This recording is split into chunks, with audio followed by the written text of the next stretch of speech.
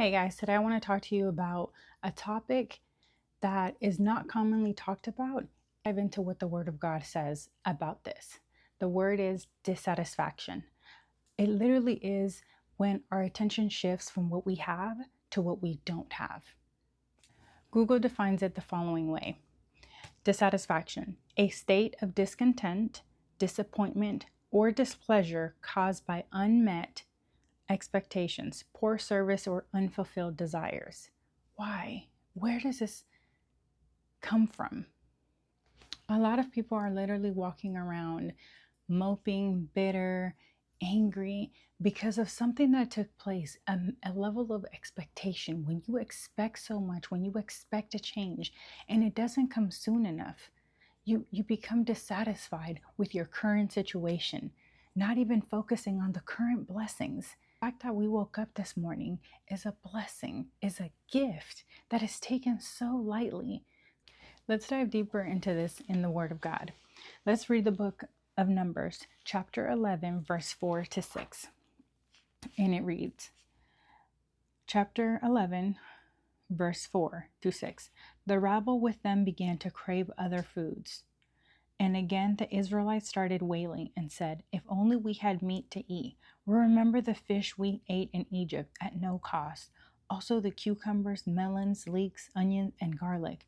But now we have lost our appetite. We never see anything but this manna." Wow. Let me give you a little bit of background if you haven't read the book of Numbers before, or if you don't remember this part of the story.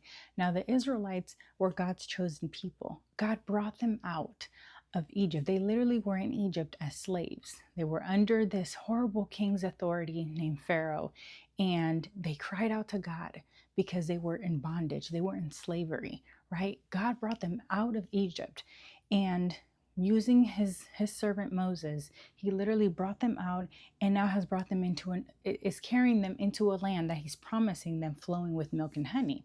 Now, in the midst of this trajectory, God provided for them food to eat, something called manna. Now, in Egypt, they were in bondage, right? But they were in bondage. They had cucumbers, they had lemons, they had garlics, they had other foods that even though they were in bondage and were in slavery, at that moment, it tasted good. They had food, but they were in slavery. Doesn't that sound so familiar? How many times are we know that sin is bad, but in the moment it tastes so good. It tastes so good to go and walk that out and be in that situation.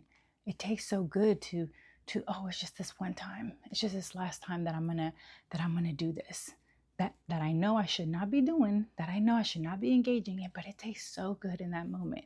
In the same vein, going back to the Israelites, they were in bondage, they were in slavery. Now God had brought them out of that place. They literally started looking at the fact that they're eating the same food day in and out, and now they're wishing to be back in a place where they were in bondage. Yes, they had the things that they enjoyed in that moment, but they were enslaved in that country where they were at. So now they start literally complaining, literally bickering about that all they eat is the same manna, right? A level of dissatisfaction, forsaking the fact of what God had done for them. Now, before we judge the Israelites too harshly, think about this. How many times have you complained to God about something that you wish you had?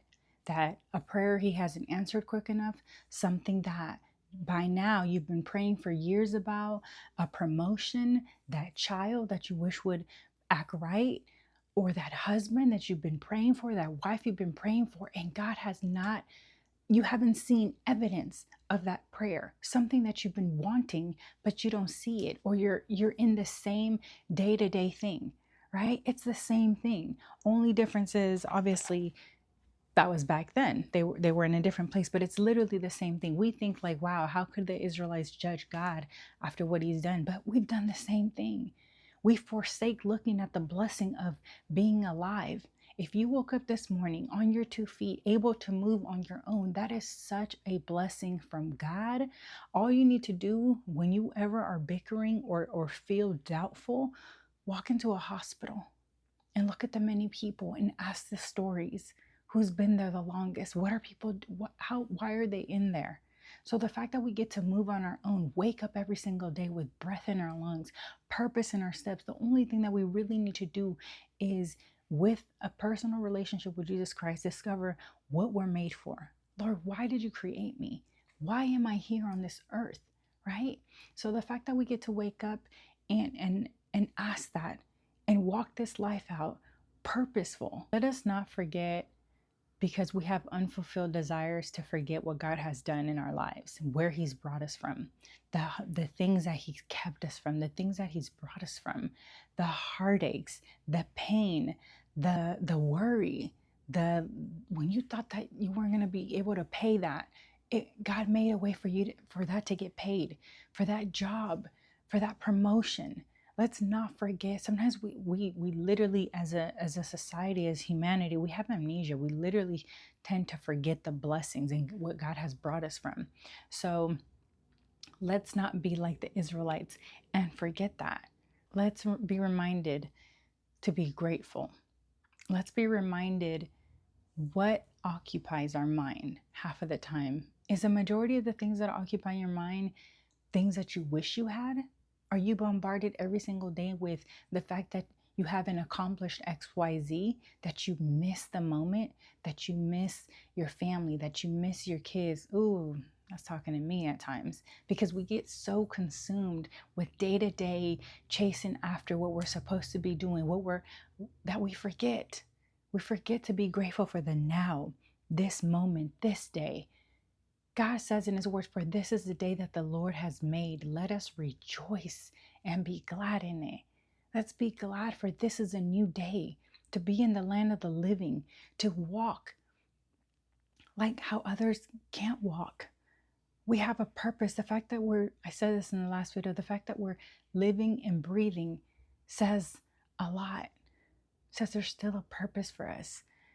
Now I want to share with you what God said in a few chapters after. In Numbers chapter 11, verse 18, God said, tell the people, this is what he told Moses to tell the people, consecrate yourselves in preparation for tomorrow, when you will eat meat. The Lord heard you when you wailed. If only we had meat to eat. We were better off in Egypt. Now the Lord will give you meat and you will eat it. You will not eat it just for 1 day or 2 days or 5, 10, or 20 days, but for a whole month. For a whole month, until it comes out of your nostrils and you loathe it, because you have rejected the Lord who is among you and have wailed before him, saying, why did we ever leave Egypt? That right there, just reading that makes my heart sink, because the fact that the God of the universe was like, okay, you've been complaining so much about something that I've been giving you, that I put my hand over, that I blessed you with it. You rejected it so much and complained about it so much. Ooh, that now I'm going to give you what you desired. But if we keep reading, we come to find out that what they asked for, it proved to be costly, because God gave them what they wanted. But then now what ended up happening was he gave them what they wanted, but now it proved to be very costly. It cost a lot of them their lives. Shortly after that, Moses questions like, okay, where are we supposed to get all this meat from? Where are we supposed to get fish to feed all these hundreds of people? And the Lord answers in verse 23, the Lord answered Moses, is the Lord's arm too short? Now you will see whether or not what I will say will come true for you.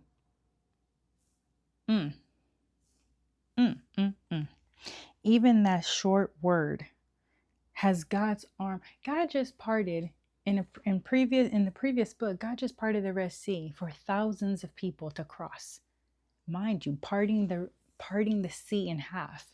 And now these people are questioning, not these people, but Moses, he was questioning, where are we going to get all this food from?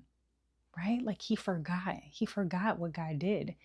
And in the same vein, we worry, we panic. Oh my gosh, how am I going to pay these bills? Oh my gosh, how am I going to uh, like I've been battling with this sickness, with this illness. I've been battling with this. Have you forgotten where God brought you from? Have you forgotten the miracles, the signs, the wonders? I can't be the only one with a testimony. I know there's a lot of you out there with a powerful testimony, even more powerful than the one I could possibly share with you guys, where God kept you from, how he's kept you alive, how he's kept your children alive, how he's brought you your husband, how he's brought you all through so much in your life. Just think back. You're not where you were. Prayerfully, a lot of you are in a better place. And if not, if you're still alive watching this video, you have the potential to be in a better place. Because if not, God would have already took you. I believe that with everything in me. People that are alive, walking, literally are here for a purpose. Even if that purpose is for evil. I truly believe that with everything in me. All that to say, let's not forget God's mighty work, God's mighty acts, and what he's done in the past for us. Because sometimes in the day-to-day, we can forget. Our view of God can diminish because we're like, oh, he hasn't done this fast enough. That doesn't mean God is not strong enough. God is the God of the universe. He can change anything in an instant. In an instant. Not tomorrow, not today. Why he hasn't done it? A lot of the times it's for our own good. So I want to share a testimony with you guys about myself, current season that I'm walking out of, or walking in, actually. Walking in, walking out, just walking it out right now. And it currently is, I was a daycare provider for many years, 18 to be exact.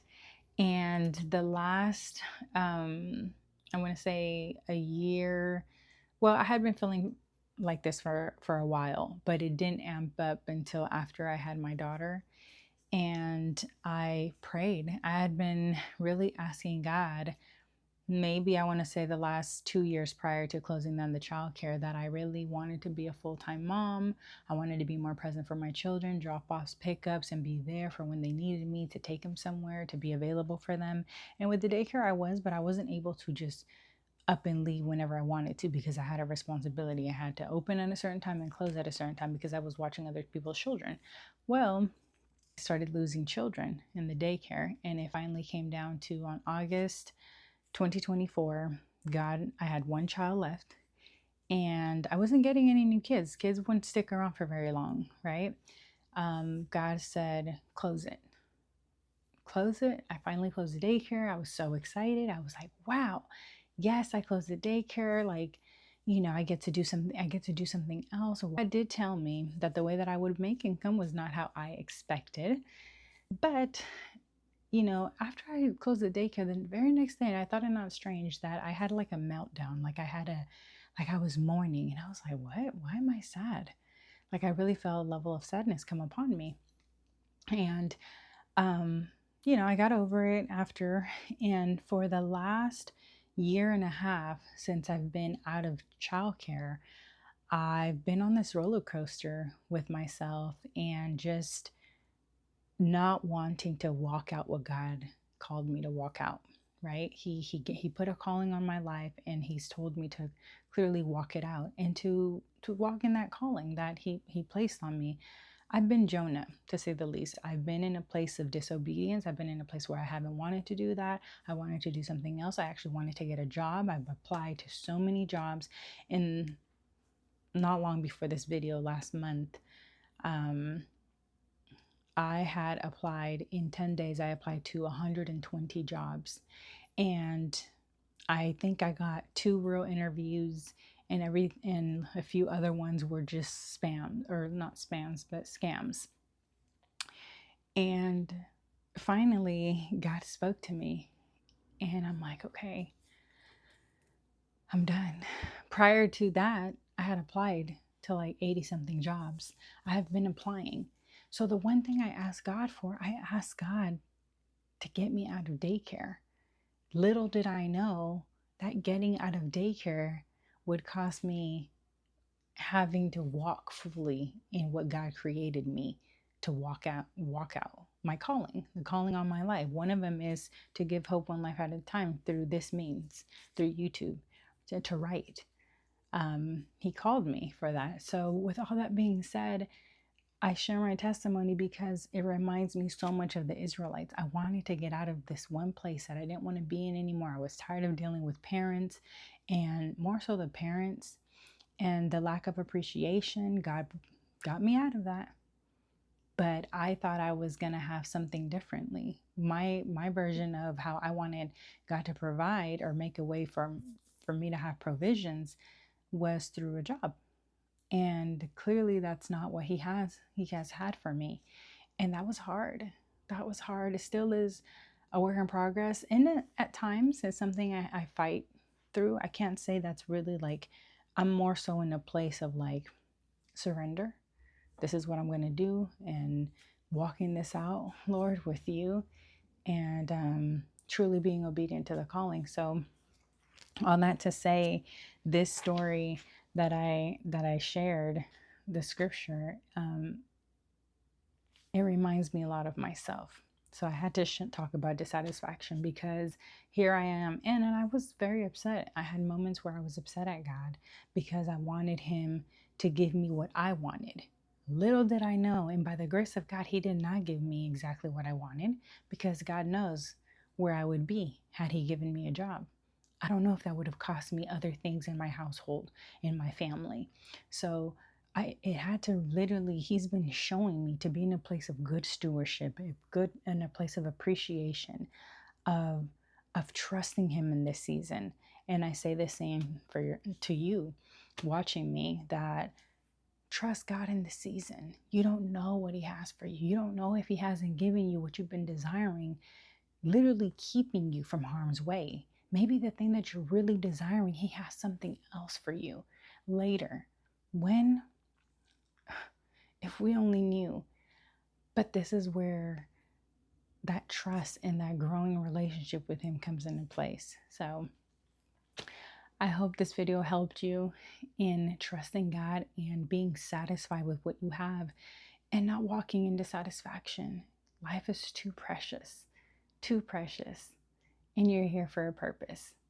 If you enjoyed this video, don't forget to check out our other videos where we talk about faith, other things in this faith walk, or enjoy some of our other videos where we share clips, testimonies, and highlights on our family.